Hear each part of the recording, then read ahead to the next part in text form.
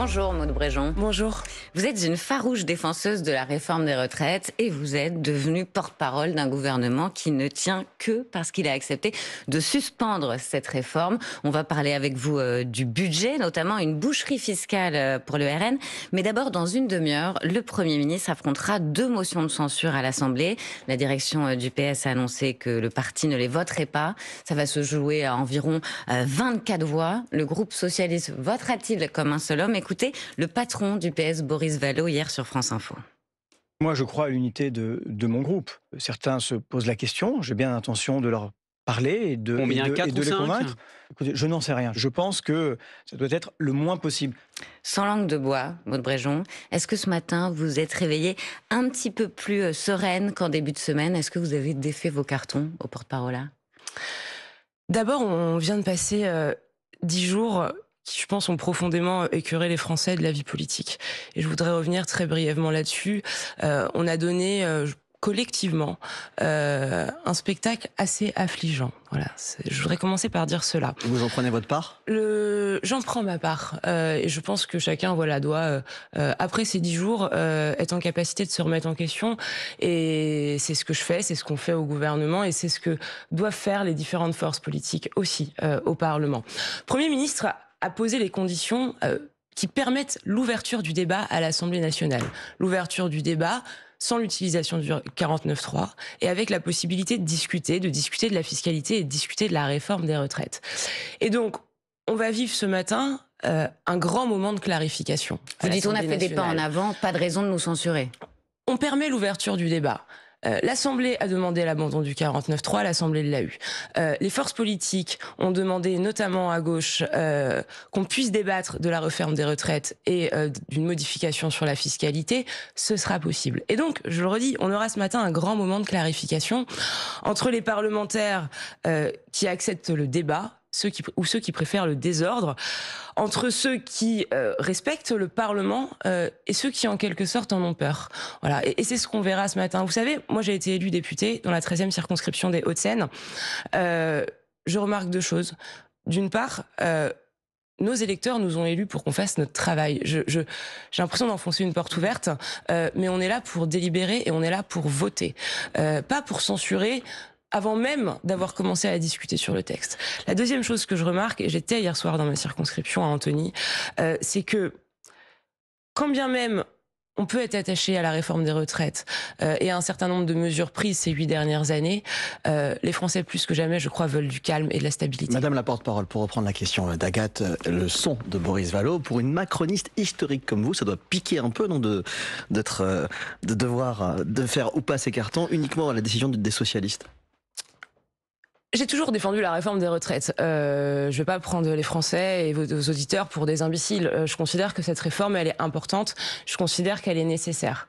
Pour autant, je suis pragmatique. Je peux pas ignorer ce qui s'est passé ces 10 derniers jours. Je peux pas ignorer ce qui s'est passé ces 18 derniers mois, avec ces difficultés successives à faire passer des budgets. Et je ne peux pas ignorer ce qui est l'état de l'Assemblée nationale aujourd'hui. Ça peut plaire, ça peut déplaire, mais enfin, elle n'a jamais été aussi représentative de ce qu'est la France. On va revenir sur votre position sur la réforme des retraites, mais aujourd'hui, ça déplaît à LR notamment. Vous avez vu que Bruno Retailleau, juste après la déclaration de politique générale du Premier ministre, a dit que ce gouvernement était l'otage des socialistes. Les LR, c'est fini? Ils ne vous soutiennent plus? Moi, je remarque qu'une très très large majorité des députés les Républicains ne voteront pas la censure ce matin. Donc les LR sont divisés. J'ai entendu Laurent Wauquiez, avec qui j'ai bien des désaccords, appeler à la responsabilité de son groupe parlementaire. Et donc, on aura des désaccords à la fin sur ce budget. Enfin, chacun voit bien que cette assemblée, elle est morcelée. Même Horizon a émis des critiques. Mais on aura des désaccords dans le débat. Et à titre personnel, ça ne me fait pas plaisir de revenir sur la réforme des retraites. Oui, parce qu'il y a quelques jours, Maud Bréjon, pardon, vous étiez députée il y a quelques jours. Aujourd'hui, vous êtes porte-parole du gouvernement. Et vous avez écrit à vos collègues dans une groupe, alors qu'émergeait cette idée de suspendre la réforme, le compromis, ce n'est pas mettre les 2 genoux à terre par peur de la dissolution. Est-ce que ça signifie que le Premier ministre a mis les 2 genoux à terre? Moi, je suis pragmatique. Je suis pragmatique et je pense qu'une bonne partie des Français le sont aussi. Aujourd'hui, on a un choix. On a un choix entre accepter de faire des concessions, des compromis. Et on appelle les autres au compromis, mais il faut qu'on soit aussi en capacité d'en faire nous-mêmes. Mais pourquoi c'est ce qu'a fait le Premier ministre sur TF1, vous disiez que ce serait dramatique. La suspension de la réforme des retraites serait absolument dramatique pour les générations futures et pour le système de répartition. Est-ce que c'est toujours absolument dramatique aujourd'hui? Ma position sur la réforme des retraites, elle est connue. La position du Premier ministre, elle est connue. La position des différents membres du gouvernement, en tout cas de ceux qui viennent de ma famille politique, elle est connue. Mais on a une situation parlementaire qui aujourd'hui s'impose à nous. Vous voulez dire que c'est moins grave de suspendre la réforme que d'aller vers la crise, c'est ça? La censure du gouvernement Barnier, Agathe Lambray, elle a coûté 12 milliards d'euros. 12 milliards d'euros. Et je remarque, c'est assez contre-intuitif, mais qu'après l'annonce du Premier ministre sur l'ouverture d'un débat sur la suspension de la réforme des retraites, suspension qui ne vaut pas abrogation, je le précise, le taux d'emprunt à 10 ans de la France a légèrement diminué. Qu'est-ce que ça veut dire? Ça veut dire que ceux qui nous prêtent privilégient deux choses. D'abord, notre capacité à avoir un budget au 31 décembre et d'autre part, notre capacité à maintenir un paysage politique stable. Deuxième chose, je vois les enquêtes d'opinion. Alors, ça ne fait pas tout, mais c'est pas inintéressant de les regarder parfois quand même. 2/3 des Français sont favorables à cette suspension et environ 60% des sympathisants de Renaissance et des sympathisants, les Républicains, le sont aussi. Pourquoi? Parce que je pense qu'en réalité, les Français sont souvent plus raisonnables qu'une partie de leurs responsables politiques. Sur la boucle de messages des députés macronistes que citait Agathe à l'instant, vous avez également eu ces fausses questions. Est-ce à nous, je vous cite, de dilapider notre propre héritage? Est-ce à nous de pousser à l'annulation de la seule réforme structurelle que nous avons portée devant les électeurs en 2022? C'est vous qui avez écrit ça. Maintenant que la réforme est suspendue, qu'est-ce qui restera du mandat du président Macron de cette décennie? C'est la grande question de savoir ce qui restera du macronisme. Moi, je pense qu'il restera au moins 3 choses. Je pense que d'abord, il restera la grande réussite de la politique de l'offre, qui ne se résume pas à la réforme des retraites, mais qui a fait largement baisser le chômage. On ne parle plus du chômage aujourd'hui, et c'est une bonne chose. C'est en grande partie grâce au président de la République. Je pense qu'il restera tout le travail qu'il a mené sur l'Union européenne. Emmanuel Macron a été la locomotive de l'Union européenne ces 8 dernières années. Et ça, c'est à mon avis un héritage qui restera. Et ensuite, d'une façon plus politique, cette capacité qu'il a amenée, qu'il a parfois imposée dans le débat politique pour permettre aux uns et aux autres, quand bien même on a des différences, de travailler ensemble. Avec des débuts glorieux, mais une fin crépusculaire. La fin du président est crépusculaire. C'est très très très compliqué pour lui. On se demande s'il ne va pas devoir dissoudre, voire démissionner plus tôt pour écouter Édouard Philippe. Bien sûr que c'est difficile. Mais au bout de 8 ans, c'est difficile. Le pouvoir, ça use. On n'a pas fait tout parfaitement pendant 8 ans et je pense qu'il faut être en capacité de le dire. Il y a de très bonnes choses qui ont été faites. Encore une fois, la politique de l'offre, la baisse du chômage, la baisse du chômage des jeunes, c'est pas rien. C'est absolument structurant. Et en même temps, il y a des désaccords, il y a des colères qui ne touchent pas uniquement la France. On voit la montée du populisme, elle s'est pas arrêtée à nos frontières. Vous vous définissez comme macroniste aujourd'hui encore? Oui.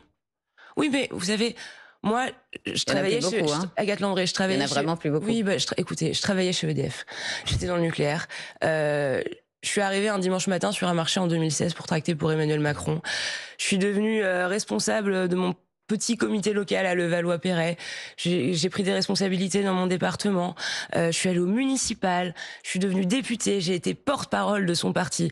Et donc j'arriverai aujourd'hui, 8 ans après, en vous disant non, en fait, tout ça, ça n'a pas existé. Et puis surtout, oubliez ce que j'ai fait. Vous qui travaillez dans le nucleaire, est-ce qu'il n'est pas devenu un petit peu radioactif, Emmanuel Macron? Il faut pas prendre les Français pour des imbéciles.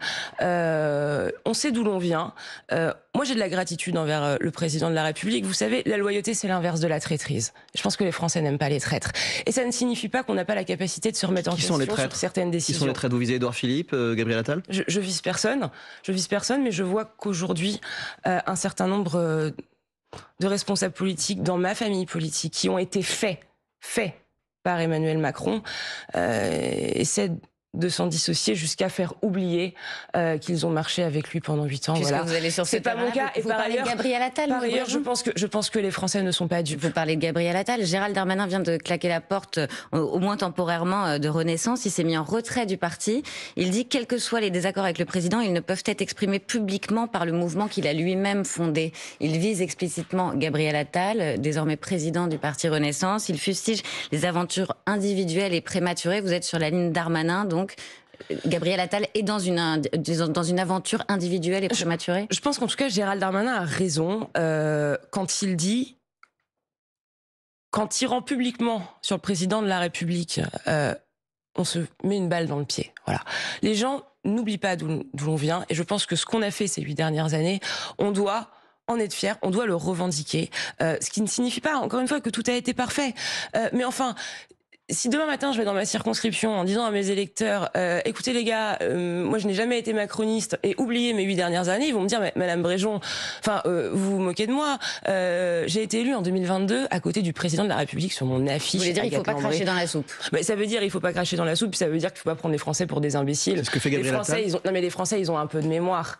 Mais vous demanderez à Gabriel Attal. Non mais ce que vous en pensez, c'est ce qui nous intéresse. Moi je pense que ça n'a pas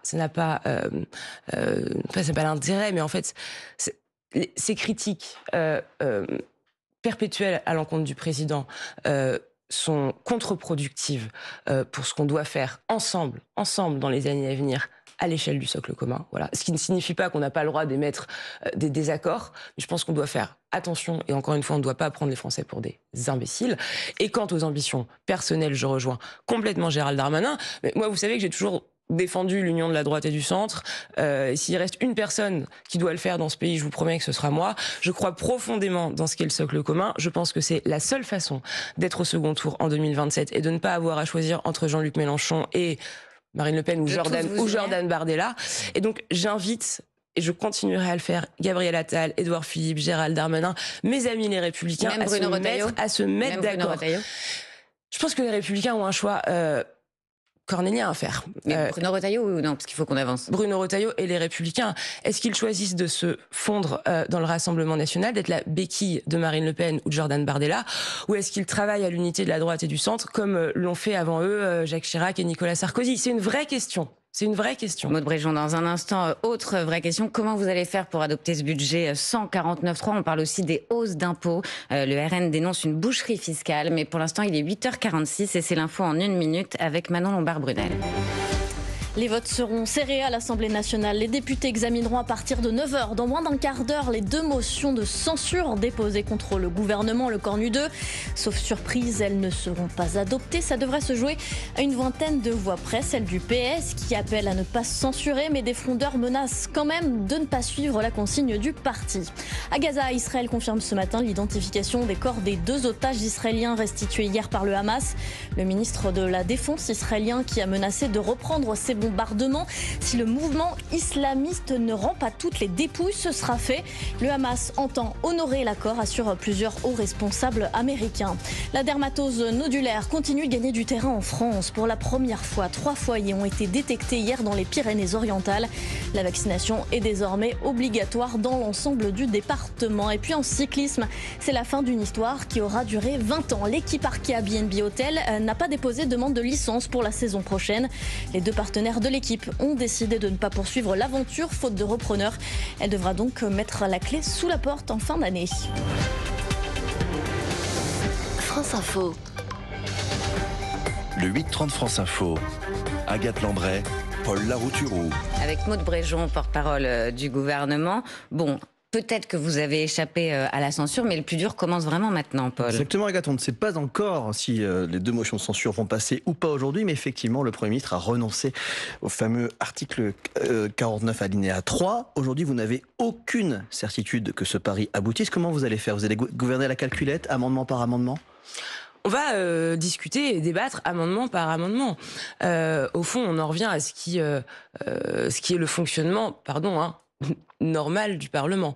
On l'avait oublié avec vous. Chacun va poser des amendements, le gouvernement le fera aussi, nous défendrons nos positions, on ne laissera pas le Parlement décider sans s'exprimer, mais ensuite le Parlement votera. C'est un changement de méthode et une rupture absolument majeure. Moi, je vous disais que j'ai été élu député en 2022, je n'ai jamais voté un budget.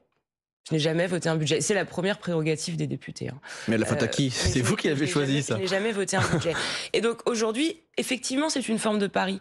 En tout cas, comment vous faites si vous dépassez le délai de 70 jours? Parce que c'est un peu technique pour les gens, mais il y a un délai de 70 jours imparti. Comment vous faites si ça va au-delà, alors que vous ne pouvez pas déclencher le 49.3 pour fermer les débats? Alors, vous prenez des ordonnances? Sans rentrer dans de trop nombreux détails légistiques. Il y a un certain nombre d'outils lors de l'arrivée de la partie 1 à l'Assemblée nationale. Il y a un certain nombre de temps, de jours alloués à cette étude. Ensuite, ça va au Sénat. Donc, les institutions sont bien faites. Vous pouvez trier les amendements ? Notre objectif, non, on ne trie pas les amendements. Le droit d'amendement est constitutionnel. Notre objectif, il est double. Le premier, c'est d'avoir un budget au 31 décembre. Et le deuxième, c'est d'avoir un budget inférieur à 5% de déficit. Et est-ce que vous voulez éviter de passer par ordonnance ou pas ? Bien sûr, mais chacun essaie de... Mais c'est pas certain que vous n'aurez pas recours aux ordonnances, c'est ça que vous nous dites. Ce que je dis, c'est qu'on veut permettre à l'Assemblée de débattre et de voter. Donc ne mettons pas la charrue avant les bœufs. Donc vous renoncez au 49.3 mais pas aux ordonnances. Mais nous renonçons au 49.3 parce que nous voulons que les parlementaires puissent voter et se mettre d'accord sur un budget. À un moment, il faut partager la contrainte. Ça fait des années qu'on nous reproche l'utilisation du 49.3, que les groupes d'opposition nous reprochent l'utilisation du 49.3. On permet au débat de se tenir. On permet aux députés d'élaborer des compromis pour définir un budget qui leur semble le plus à même de répondre aux problèmes du pays. Et donc, laissons-les faire ce travail-là. Ne nous projetons pas trop en avant et permettons-leur de voter. Et pardonnez-moi, mais encore là, on sera dans un moment de clarification. Chacun verra qui vote quoi et comment les uns et les autres se positionnent. Pour l'instant, c'est pas très bien parti. Votre projet de budget, c'est une mise de départ, donc parce qu'il pourra être amendé. 30 milliards d'euros d'économies. Et ce qu'il en ressort, c'est beaucoup de hausses d'impôts. Écoutez, Jean-Philippe Tanguy, le député Rassemblement National de la Somme, il était à l'Assemblée hier. 19 milliards d'impôts nouveaux en 2026 sur les Françaises et les Français. Monsieur le Premier ministre, je le regrette, mais vous avez donc menti. Vous avez réussi à promettre plus de pouvoir d'achat alors que votre budget est une véritable boucherie fiscale pour les classes moyennes et les familles qui paient déjà le plus lourd tribut de tous les pays développés. Près de 20 milliards de hausse d'impôts. C'est faux, Agathe Lambray. Vous avez quel chiffre, vous avez les chiffres du Haut Conseil des finances publiques ? 14 milliards d'euros ? C'est 14 milliards d'euros. C'est déjà beaucoup. Et pardonnez-moi, mais pardonnez-moi, parce que, écoutez Jean-Philippe Tanguy, on croit qu'on va aller taxer 19 milliards d'euros sur les classes moyennes et les classes populaires. Justement, c'est ma question. Qui va payer ces 14 milliards de hausse selon vous ? Qui va les payer ? C'est un budget qui demande des efforts. D'accord ? C'est un budget qui demande des efforts à tout le monde, mais qui en demandera proportionnellement bien plus, et je voudrais m'arrêter un peu là-dessus, aux grandes entreprises et aux Français les plus fortunés. Oui, proportionnellement, ça ne veut pas dire que vous n'allez pas taxer aussi les classes moyennes dont on parlait à l'instant. C'est important de le dire, près de 7 milliards d'euros, parce qu'on parle beaucoup de justice fiscale et on nous demande d'avancer dans ce sens-là. Donc je vais en dire un mot ce matin. Combien sur les plus riches, combien sur les classes moyennes ? 7 milliards d'euros seront demandés aux Français les plus fortunés, avec une contribution exceptionnelle qui touche 20 000 foyers, et aux plus grandes entreprises... Qui n'est pas la taxe Zuckman, qui est une autre taxe. Qui touche environ 440 entreprises, ce à quoi s'ajoute la fameuse taxe holding dont a parlé Amélie de Montchalin. Ça, c'est un peu moins de 7 milliards. Ensuite, moi, je veux pas mentir aux gens ce matin. Il y a des mesures qui sont... Donc il y a 7 milliards sur les plus riches, et 7 milliards sur les classes moyennes. Il y a des mesures qui sont difficiles dans le budget, et qui sont des mesures d'économie. L'année blanche... J'en parle de moi-même, encore une fois, parce que je pense qu'on doit la transparence. Ça n'augmente pas avec l'inflation. L'année blanche, nous n'enlevons rien aux gens, mais les prestations sociales, notamment, n'augmentent pas avec l'inflation. Et ça touche les classes moyennes et populaires. Le barème de l'impôt sur le revenu est gelé dans le cadre d'une année blanche. Et la conséquence, c'est que 200 000 foyers fiscaux qui ne gagnaient pas assez pour payer des impôts vont devoir en payer. 200 000 foyers fiscaux. Est-ce qu'il faut corriger ce point ou vous l'assumez ? On sera ouvert au débat. L'année blanche... Vous êtes prêt à le corriger lors du débat ? Dans le débat de départ, la mise de départ, si je puis dire, c'est l'année blanche. Maintenant, on discutera. Cette année blanche, elle rapporte 6 milliards d'euros. Si vous me demandez est-ce qu'on sera vigilant et évidemment ouvert à la discussion pour protéger les Français dont vous venez de parler, les plus précaires, les plus modestes, la réponse est évidemment oui. Par exemple, indexer sur l'inflation, évidemment la première tranche de l'impôt sur le revenu pour éviter que les moins riches... On pourra évidemment en discuter. Et c'est la même chose on parlera peut-être après des franchises médicales. Les franchises médicales, exactement. Les boîtes de médicaments qui vont passer de 1 à 2 euros. Ça veut dire que quand on achèterait une boîte de Doliprane, on paiera quasiment toute sa poche. Alors, d'abord, vous dire que le budget de l'assurance maladie, il va augmenter l'année prochaine de 5 milliards d'euros. Donc, je ne voudrais pas qu'on pense ce matin que c'est un budget de régression sociale. C'est tout l'inverse. Il y aura une augmentation de 5 milliards d'euros, ce qui permettra, par exemple, de ne fermer aucun hôpital l'année prochaine. Et ça, c'est important. Ensuite, sur les franchises médicales... Vous êtes certain que vous aurez la majorité pour la faire voter, ça ? Parce que politiquement, c'est compliqué.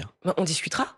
on discutera. Mais vous savez, à un moment, si on veut faire des économies, il va falloir qu'on partage la contrainte parce que on parle beaucoup de fiscalité, de réforme des retraites depuis quelques jours, mais le déficit, il est toujours présent. Et je voudrais revenir, mais sur les franchises médicales parce que je pense que c'est quelque chose qui intéresse les gens.